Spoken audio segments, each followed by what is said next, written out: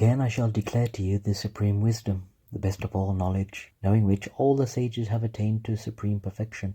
By becoming fixed in this knowledge, one can attain to the transcendental nature, which is like my own nature.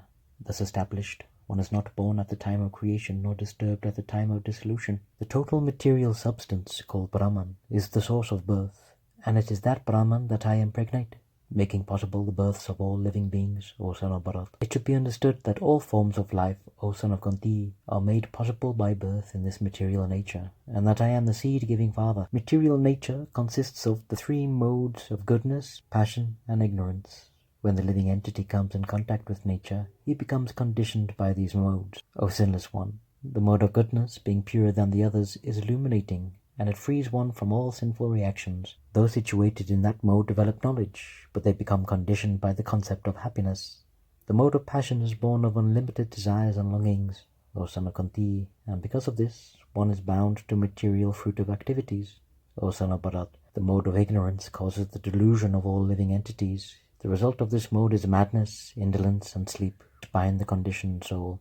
The mode of good conditions one to happiness. Passion conditions him to the fruits of action, and ignorance to madness. Sometimes the mode of passion becomes prominent, defeating the mode of goodness, O son of Bharat. And sometimes the mode of goodness defeats passion, and at other times the mode of ignorance defeats goodness and passion. In this way there is always competition for supremacy. The manifestations of the mode of goodness can be experienced when all the gates of the body are illuminated by knowledge, O chief of the Bharatas. When there is an increase in the mode of passion, the symptoms of great detachment, uncontrollable desire, hankering, and intense endeavor develop, O son of Guru. When there is an increase in the mode of ignorance, madness, illusion, inertia, and darkness are manifested. When one dies in the mode of goodness, he attains to the pure higher planets. When one dies in the mode of passion, he takes birth among those engaged in fruitive activities, and when he dies in the mode of ignorance, he takes birth in the animal kingdom. By enacting in the mode of goodness, one becomes purified. Works done in the mode of passion result in distress, and actions performed in the mode of ignorance result in foolishness. From the mode of goodness, real knowledge develops. From the mode of passion, grief develops. And from the mode of ignorance, foolishness, madness, and delusion develop. Those situated in the mode of goodness gradually go up to the higher planets. Those in the mode of passion live on earthly planets. Those in the mode of passion live on the earthly planets, and those in the mode of ignorance go down to the hellish worlds. When you see that there is nothing beyond these modes of nature in all activities, and that Supreme Lord is transcendental to all these modes, then you can know my spiritual nature.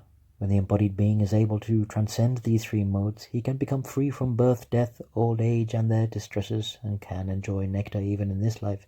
Arjuna inquired, O my dear Lord, by what symptoms is one known who is transcendental to those modes? What is his behavior? And how does he transcend the modes of nature? The Blessed Lord said, He who does not hate illumination, attachment, and delusion when they are present, nor longs for them when they disappear, who is seated like one unconcerned, being situated beyond these material reactions of the modes of nature, who remains firm, knowing that the modes alone are active, who regards alike pleasure and pain, and looks on a clod, a stone, and a piece of gold with an equal eye, who is wise and holds praise and blame to be the same, who is unchanged in honor and dishonor, who treats friends and foe alike, who has abandoned all fruitive undertakings, such a man is said to have transcended the modes of nature. One who engages in full devotional service, who does not fall down in any circumstance, at once transcends the modes of material nature and thus comes to the level of Brahman. And I am the basis of the impersonal Brahman, which is the constitutional position of ultimate happiness, and which is immortal, imperishable, and eternal.